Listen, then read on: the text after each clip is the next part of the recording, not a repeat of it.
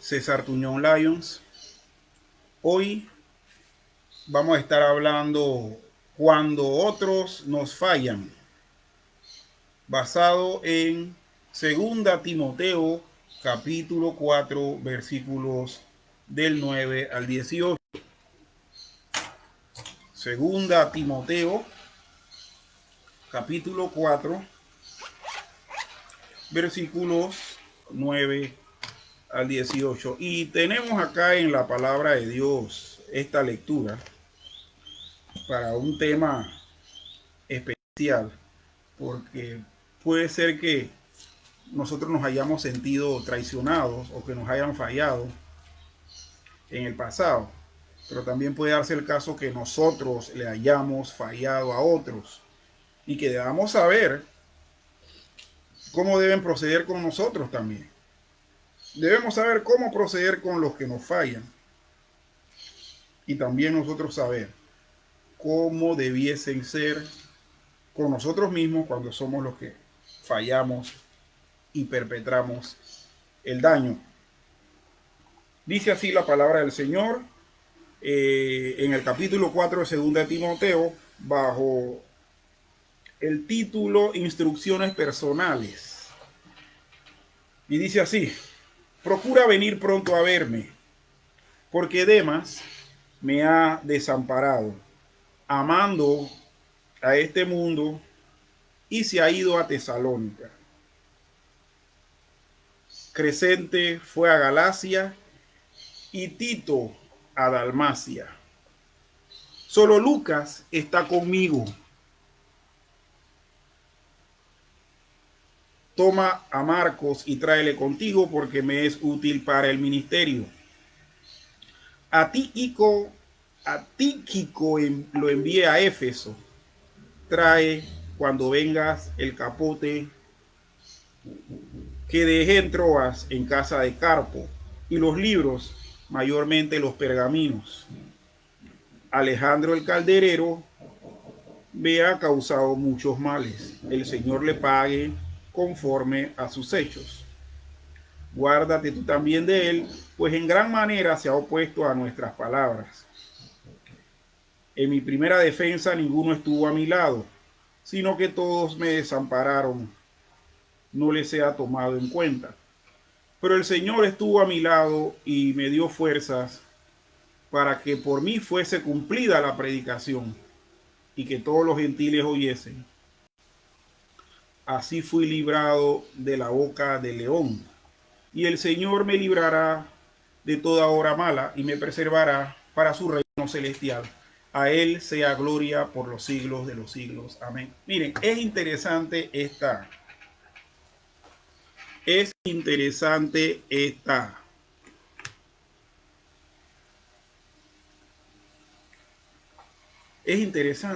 lectura. Y le explico, hermanos. Cuando leemos este título, cuando otros nos fallan, siempre pensamos que nos van a fallar en asuntos de tipo personal, como que me debió plata, como que no me ofreció la ayuda, como que me quitó la novia, como que me robaste, etcétera, etcétera. Pero lo que nosotros hemos leído hasta el momento tiene un contexto totalmente ministerial. Por lo tanto, lo que se va a observar aquí va a ser precisamente enfocado en el ámbito del ministerio.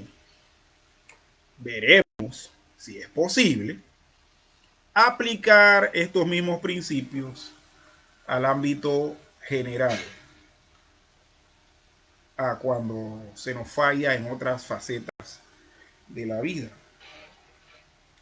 Pero de manera muy curiosa, Pablo empieza esta, este mensaje y bueno, empieza a comunicarle a Timoteo estas últimas instrucciones y le dice: procura pronto a verme. ¿Por qué? Y ahí viene entonces la mención de algunas circunstancias que a Pablo le acontecieron en torno al ministerio cristiano. Dice, porque Demas me ha desamparado amando este mundo y se ha ido a Tesalónica. Miren que la primera persona que él menciona es a un tal Demas, del cual no se tiene mucha información en la Biblia, a menos que lo busquemos ya con más profundidad y veamos si hacen mención de él en el libro de los Hechos o en alguna de las otras cartas. Pero vemos a un tal Demas que, por lo que estamos observando, era colaborador de Pablo en la predicación del Evangelio y dice que lo abandonó, o sea, dejó de hacer lo que estaba haciendo para el servicio del Señor y la predicación del Evangelio y se alejó de Pablo. Y Pablo dice, amando este mundo. Me imagino que Demas se cansó de las persecuciones, de las prisiones, del desprecio de la gente, de los azotes, de los naufragios, cosas que Pablo describe en su segunda carta a los Corintios, ¿no? Que esas son las cosas que eran sus credenciales como ministro, como apóstol del Señor. Y menciona como primera mención de que le fallaron precisamente esto. Demas lo abandonó. ¿Por qué? Porque amó más al mundo. Seguidamente habla de que Crescente se fue a Galacia y Tito a Dalmacia. Ahí está mencionando a Tito y no creo que Tito lo haya abandonado. Más bien se tuvo que ir. O sea, abandonaron a Pablo porque se tuvieron que ir a cumplir su ministerio en otros sitios. Y sobre todo yo creo que este Tito él es el receptor de una de sus epístolas y Crescente, que es uno mencionado también en Segunda de Corintios, como un ministro fiel pues del Evangelio. Estos se alejan porque tienen que cumplir su responsabilidad ministerial en otro sitio y se van. Entonces dice Pablo, solo Lucas está conmigo. ¿Quién se había quedado con Pablo? Posiblemente haciendo honor a su profesión como médico, fue Lucas. Lucas, el escritor del Evangelio según San Lucas y del libro de los Hechos. Entonces dice Pablo lo siguiente, toma a Marcos y tráele contigo porque me es útil para el ministerio. Curiosamente, Pablo manda a buscar a Marcos. Marcos, el autor del Evangelio según San Marcos. Pero este Marcos es el mismo Juan Marcos que abandona a Pablo en uno de sus viajes evangelísticos y misioneros. Y esto hace que posteriormente Pablo y Bernabé se separen. Marcos ya lo había traicionado, pero aparentemente Marcos ya le había fallado, pero aparentemente ya Dios había restaurado a Marcos, lo había hecho madurar y Pablo también había visto ese cambio, esa madurez y confiaba entonces que Marcos podía ayudarle en el ministerio. Por eso le pide a Timoteo, tráele contigo. Y sigue Pablo mencionando nombres. A Tíquico lo envía a Éfeso. Y dice, trae cuando vengas el capote que dejé en Troas, en casa de Carpo, y los libros, mayormente los pergaminos. Pero menciona a Alejandro en el capítulo 14. Alejandro el calderero me ha causado muchos males. El Señor le pague conforme a sus hechos. Guárdate tú también de él, pues en gran manera se ha opuesto a nuestras palabras.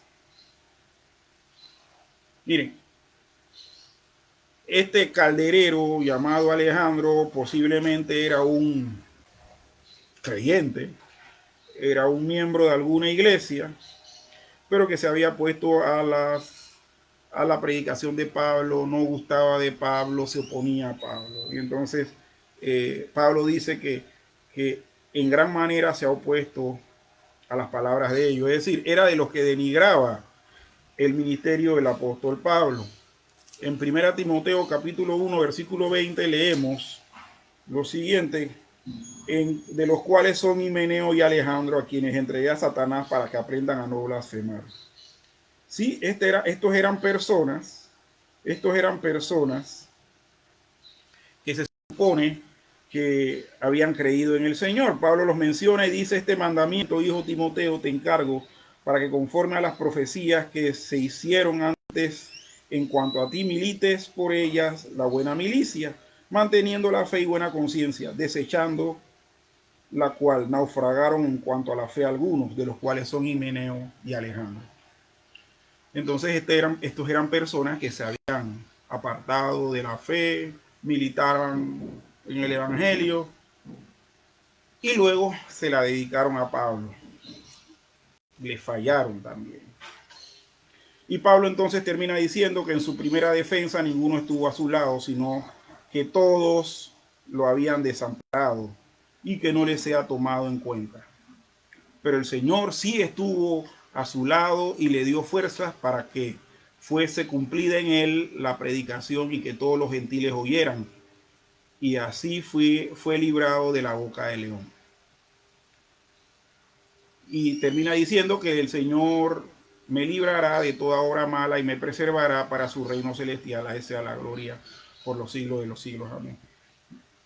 Tenemos a tres personas aquí que en un momento tuvieron una relación de falla ante Pablo. Demas, que lo había abandonado y no se sabe si regresó. Juan Marcos o Marcos, que primeramente cuando Pablo estaba con Bernabé, él andaba junto con ellos, pero él se había regresado a su casa. Pero luego Pablo manda que lo busquen nuevamente porque él era útil para el ministerio, es decir, que ya había cambiado y madurado. Y por último menciona a Alejandro el calderero, que le ha causado muchos males. Que le ha causado muchos males. No sabemos qué tipo de afectación había hecho este Alejandro, pero sí le estaba causando muchos males. ¿Qué hace Pablo? Pablo ora por ellos y les dice que a ninguno le sea tomado en cuenta esos males que le ocasionaron y que ninguno de los que le defendieron, que no le defendieron, perdón, porque a lo mejor no le fallaron alejándose del ministerio, pero que cuando les tocó apoyar a Pablo y la predicación de la palabra, simplemente se cruzaron de brazos y miraron hacia otro lado. ¿Qué hace Pablo? Pablo ora por ellos y les pide al Señor que no les tome en cuenta.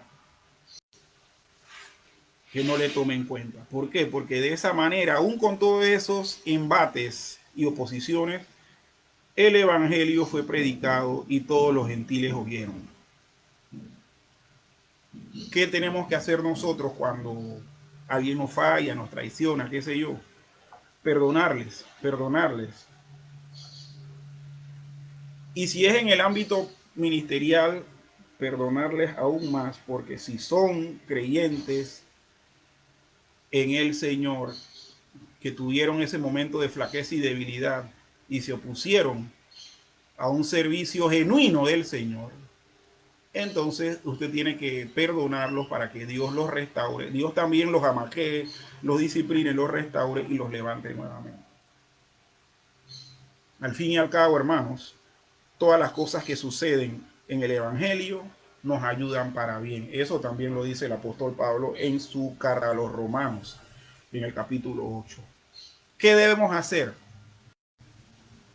Si nosotros somos los que fallamos, también, bueno, debemos esperar que la persona tenga la suficiente madurez para perdonarnos y orar por nosotros para restauración. ¿Esto se puede aplicar en otros ámbitos? Sí. Lo único que en los otros ámbitos no está de por medio la predicación del Evangelio ni la salvación de las almas. En los otros ámbitos, como asuntos personales en los que no fallaron, lo que va a estar de por medio va a ser los intereses personales de cada quien que participó en el desacuerdo ese y en la falla ética y moral esa.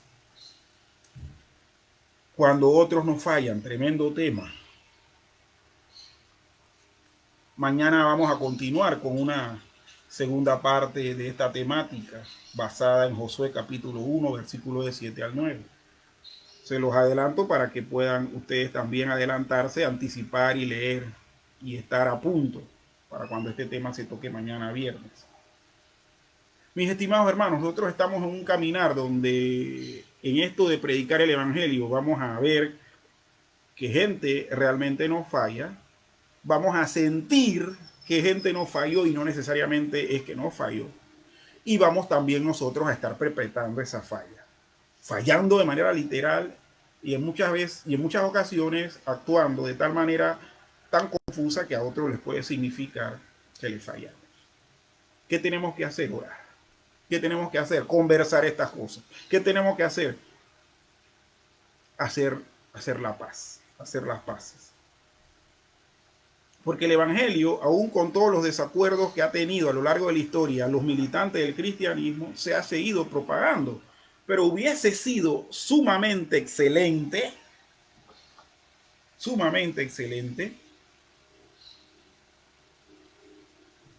si no hubiese problema.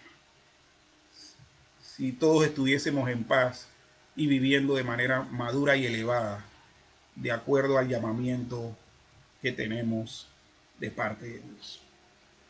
Yo les animo, hermanos, a que podamos considerar esto que acabamos de leer en este texto de la Biblia, 2 Timoteo 4, del 9 al 18, y hacerlo parte de nuestra vida. El Señor quiera hacer su buena obra en nuestros corazones. Oremos. Señor y Padre bueno, gracias te queremos dar porque reflexionando acerca de una circunstancia que creo que se vive a diario dentro del camino cristiano y aún dentro de las relaciones interpersonales que no tienen que ver estrictamente con la fe, en donde nos sentimos que nos han fallado, que nos han traicionado, que nos han abandonado. Te pedimos que en nosotros haya ese deseo de perdonar, porque así nosotros hemos sido perdonados por ti. Perdona nuestros pecados como también nosotros perdonamos a los que nos ofenden. Sí, Señor. Que nosotros podamos perdonar, porque siempre te vamos a pedir que nos perdones.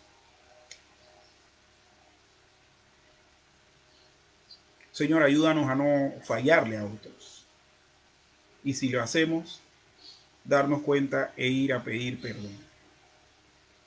Tanto en el aspecto de la vida cristiana, de la vida religiosa, y en el aspecto de la vida secular. Te quiero pedir, Señor, que tú estés con nosotros, nos ayudes a estar en paz a los que ministramos el Evangelio y que podamos todos en conjunto decir una sola fe, un solo Señor, un bautismo. Así sea, Señor. A ti sea la gloria. En el nombre de Jesús. Amén y amén. Señor me bendiga a todos. Saludos.